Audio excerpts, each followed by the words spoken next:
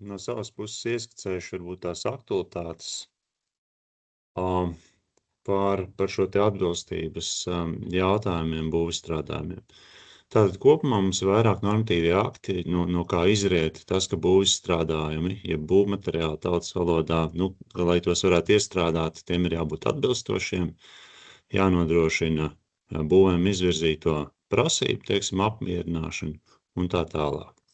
Tas izriet gan no būvniecības likuma, ministra kabineta noteikumiem, būvnormatīviem, kur ir noteiktiem būvstrādājumiem, teiksim, noteiktas īpašības, kādām ir jāatbilst arī, un no Eiropas Savienības regulām. Līdz šim mums ir bijusi spēkā 2011. gada regula, un jau no 2024. gadā tika pieņemta jauna regula, par ko tad arī šodien vairāk gribētu pastāstīt. Kopumā jāsaka tā, ka klasiski tātad galvenie pienākumi un galvenā atbildība par būvstrādājumu atbilstību ir ražotājiem, ja, kas tātad nodrošina šo te novērtēšanu un arī sagatavo attiecīgo dokumentāciju. Importētājs un citi, teiksim tā, piegādes ķēdē iesaistītie subjekti, seko līdz tam, lai ražotājs būtu izpildījis šīs te prasības. Un jau būvniecības sadaļā, arī atbildīgiem būvdarbu vadītājiem ir jāpārliecinās par to, lai būtu šī te atbilstības dokumentācija. Kopumā tātad mums pēc atbilstības dokumentu veida var izdalīt 3 grupas. Pirmā grupa, kas ir saistīta ar Eiropas Savienības šīm te regulām, kur ir nepieciešama vai eksploatācijas īpašību deklarācija, kā līdz šim, vai arī nākotnē būs šī te snieguma un atbilstības deklarācija. Otrā grupa, kas attiecās, jau izriet no ministra kabineta noteikumiem numur 156, kur ir stikla materiāla betons, un kur tātad ir norādīti šie te nacionālajie standarti, kā arī stiegrojuma tērauds, kur ir arī atbilstības deklarācija un citi parametri, kā slaidā norādīts, ir nepieciešami. Un tad trešā grupa, kas nav nevienā no iepriekš minētajām, kur tā tad ir nepieciešama tehniskā pase. Te maz piezīme, ka tehniskajā pasē ir jābūt norādītām garantētajām tehniskajām fizikālajām īpašībām. Šad tad, veicot tirgus uzraudzību, mēs, teiksim tā, mums iesniedz inspicēšanas certifikātu, bet, kas ir 3.1 inspicēšanas certifikāts, bet jāatzīmē, ka tā nav tehniskā pase, ja, tātad tam ir jāpievērš arī uzmanība. Te mazliet ir ieskicēta saīsinājumi, kas būs slaidos, varbūt, ja kāds kādreiz skatīsies, varbūt ir vērts piezīmēt. Attiecībā uz šo te Eiropas Savienības regulu, jeb tā saukto saskaņoto jomu, ir tā, ka jaunā regula gan detalizē līdzšinējos nosacījumus, gan arī ietver virkni jaunu elementu. Tātad jāsaka tā, ka regulā kopumā tiek noteiktas diezgan daudz iespējas Eiropas komisijai ar savām darbībām, teiksim, dot ieguldījumu gan standartizācijas procesa attīstībā, gan vispār šī te ietvara veidošanā. Eiropas komisija tātad pēc standartizācijas pieprasījuma standartizācijas organizācijām tātad apstiprina standartus piedāvātos, ja, un tad balstoties uz to jau tad vai arī paralēli Eiropas novērtējuma dokumentiem vai komisijas tiesību aktiem, teiksim tā, darbojās šis te jaunais ietvers, ja pareizāk sakot, būtu tā, ka darbosies. Šī te, teiksim tā, tiesību akti ietveros tiek izveidota arī jauna šī te atbilstības novērtēšanas sistēma, kā 3+, ir papildus informācijas prasība par būvis strādājumiem, kas jāpievieno arī līdztekus šai te snieguma deklarācijai, kas būs C marķējuma gadījumā. Tātad novitāte ir saistīta ar tā saucamo digitālo pasi, kas būs laika gaitā jāievieš. un tad CE marķējumā būs jāietver šis te datu nesējs, kas ļauj pārslēgties uz digitālo pasi. Dažādas procedūras ir detalizētas, arī pienākumi detalizēti, kas, teiksim, tā attiecās uz visiem ekonomiskiem operatoriem, kas ir iesaistīti būvizstrādājumu, teiksim, tā tirgus apritē. Un arī pie jaunajiem elementiem faktiski ir paredzēts noteikti jau konkrētas būvizstrādājumiem izvirzītās prasības, vērtēt arī dzīves ciklu. Tas saistīts ar ilgtspējas jautājumiem un vēlmi iet šajā virzienā, kā pēc iespējas vidē draudzīgāk un arī veselībai un draudzīgāk ir šie te būvizstrādājumi.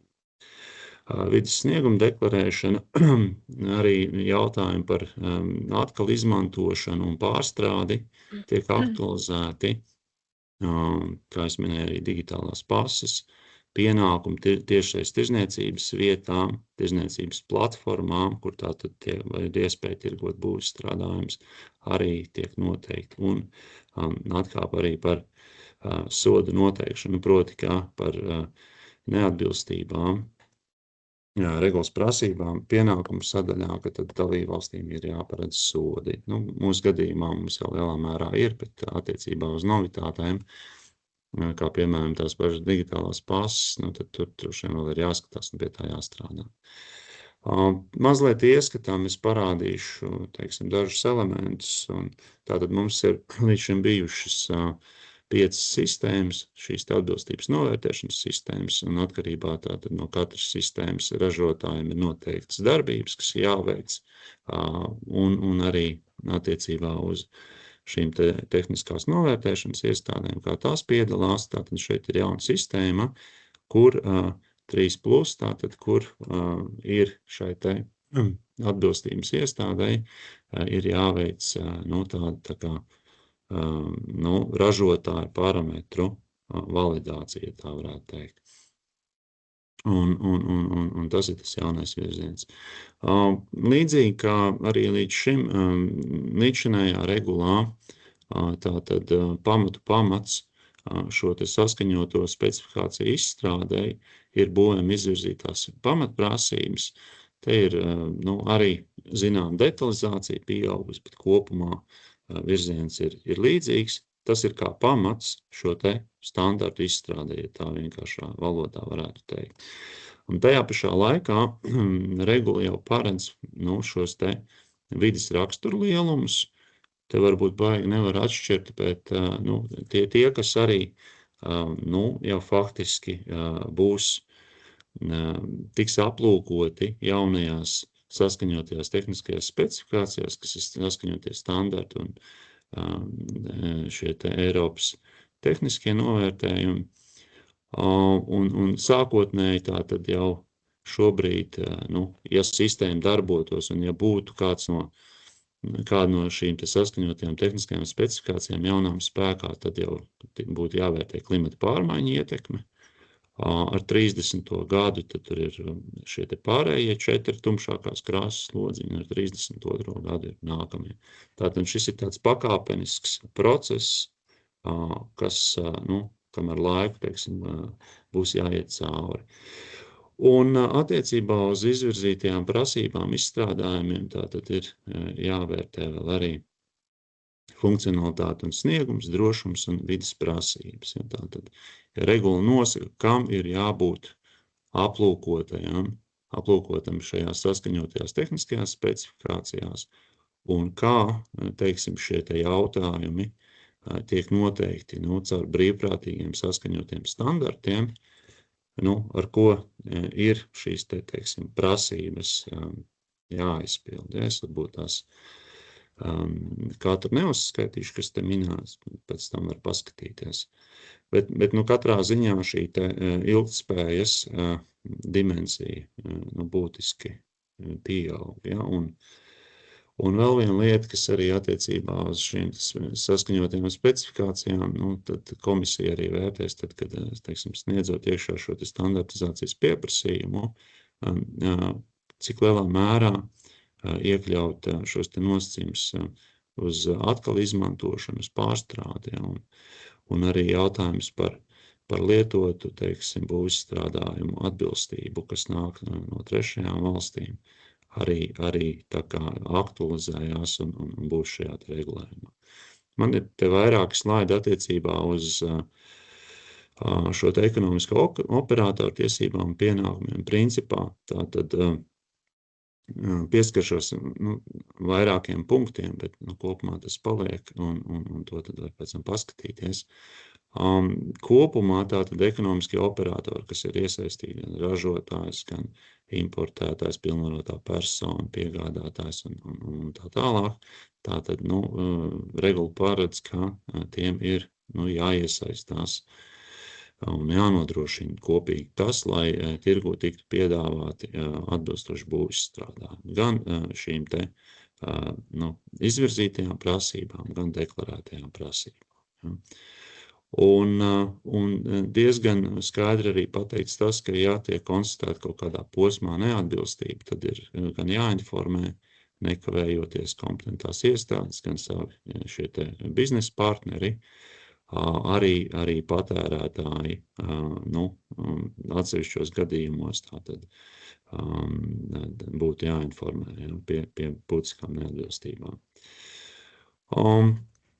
Tad droši vien, ka būtiski arī tas, ka ir jābūt šiem saziņas kanāliem, kur tātad patērētāji var ziņot par neatbilstībām. Jau mazliet konkrētāk, un te varbūt tās kaut kādi momenti tālāk atkārtosies, es centīšos tos neakcentēt. Tātad, principā, tātad ražotājiem ar regulu tiek, tā kā detalizētas šīs tiesības pieprasīt informāciju no saviem piegādātājiem attiecībā uz komponentiem, attiecībā uz to, teiksim, sniegtajiem šiem te būvstrādājumu elementiem. Un te skaitā, tad, kad jau šī sistēma darbosies attiecībā uz noteiktām būvstrādājumu saimēm, kad būs pieņemti šie saskaņotie standarti vai saskaņotās tehniskās specifikācijas, plašāk runājot, tad jau arī, teiksim, var prasīt jau šos te datus par šo te vidas ilgspējas sniegumu visā dzīves ciklā. Klasika, ja tātad ražotājs nosaka noteiktus parametrus, lai var identificēt savu būvizstrādājumu un faktiski nodrošina to, ka tas tiek izgatavots saskaņā ar šīm te izvirzītajām prasībām. Tas, kas parādās, ka arī uz 3D printeriem, drukātiem būvstrādājumiem, drukā gan fizisks, gan juridisks personas attiecās šie te regulas nosacījumi. Tas, protams, atkal jau ir tajā brīdī, kad šie te saskaņotās tehniskās specifikācijas un tā skaitā standarti ir spēkā. Tātad novērtējums jāveic. Un kā ierasts, tātad jāizstrādā arī šī te snieguma un atbilstības deklarācija. Līdz šim tā ir eksploatācijas īpašība deklarācija jāuzliek C-zīme. Un arī regula tātad nosaka, ka faktiski ražotājiem ir, ja ir kompleksāks, teiksim, šis būvizstrādājums, tad ir jānodrošina šī te normāla, nepieejama, rezerves daļa pieejamība tirgū. Un vidas ilgtspējas marķējums, ja tas tiek prasīts, tas atkal izrietēs no Eiropas komisijas pieprasījuma, izstrādājot šīs te specifikācijas un tiesību aktus. Tātad pamats ir tehniskā dokumentācija, kur mēs tātad norādam paredzēto izmantojumu un citas lietas, kas ir nepieciešams atbilstības pierādīšanai. Ir jābūt skaidrām procedūrām saskaņā ar noteikto šo te atbilstības novērtēšanas sistēmu. Jābūt noteiktiem, teiksim tā, identifikatoriem, kā es jau minēju, un tā tālāk. Šeit ir minēts arī tas, ka ražotājiem 18 mēnešu laikā ir jānodrošina digitālā pase no Eiropas komisijas būvstrādājuma digitālās pasu sistēmas izveides. Tā jāsaka tā, ka tas atkal ir saistīts ar to, tātad viens, kad komisija šo te izstrādā, un otrs, kad ir šis te viss regulējums, teiksim, tā ir ar kuru brīdi piemērojams, ja, jo tā mana izpratne ir tāda, ka ir tātad tad, kad ir spēkā saskaņotā tehniskā specifikācija, tad faktiski arī ir jāsagatavo šī te snieguma atbilstības deklarācija, un tā savukārt ir kā daļa no šīs te digitālās pases. Ja? Tā kā, tas nav tā, ka rītdien mums tam visam, piemēram, ir jābūt, bet tas viss prasīs zināmu laiku. Un par korektīviem pasākumiem es jau daļai mazliet minēju, un arī draudiem un riskiem. Jā, te ir mazliet minēts arī par to, kas ir jāietver šajā te ilgtspējas snieguma un atbilstības deklarācijā. Tātad standarta parametri, kas izriet gan no šīs regulas, gan arī var izrietēt no citām, piemēram, no REACH regulas, kas ir par ķīmiskiem elementiem. Līdzīgi kā līdz šim. LDI tas ir vispārīga informācija par izstrādājumu, kas ir tāds, teiksim tā, aprakstošs jaunums lietošanas un drošības instrukcija. Tam arī, teiksim, ir šīm te saitēm uz šo te informāciju jābūt. Un citi arī, teiksim tā, elementi, kas te minēti, skaitā par to pašu ilgtspēju un būtiskajiem raksturlielumiem. Attiecībā uz izvirzītajām prasībām vēl var pieminēt, ka faktiski ar šo te regulējumu jauno arī tiek paredzēta iespēja noteikt minimālās, maksimālās šos te sliekšņu atzīmes, kurā tad būs strādājumiem, kam būs jāatbilst, bet tad tālāk jau tās jau tad tiks noteiktas specifikācija ietvaros. Ja. Un digitālai pasei tātad faktiski ir jāietver visu šī informācija. Cik man zināms, tad digitālās pases saturs arī, kas sasaucās ar man iepriekš minēto, teiksim, tiks noteikts šajās te tehniskajās specifikācijās, kas standarti. Ja. Tā. Te mazliet ieskatām, tas jau ir klasika, bet te kaut kādi punkti vēl attiecībā uz snieguma deklarāciju vēl ir precizējumi, jo faktiski tur arī ir šis te datu nesējs jānorāda, kā es minēju, ceļu marķējumā, un citas lietas, kas attiecās arī uz to pašiem ilgtspējas jautājumiem, tad varbūt tās vairāk tas bija ieskatām. Pilnvarotais pārstāvis tātad principā ir jābūt vienam pilnvarotajiem pārstāvim Eiropas Savienībā obligāts no trešajām valstīm, nesagatavo dokumentāciju, bet nodrošina to, ka faktiski ir šī te atbilstība.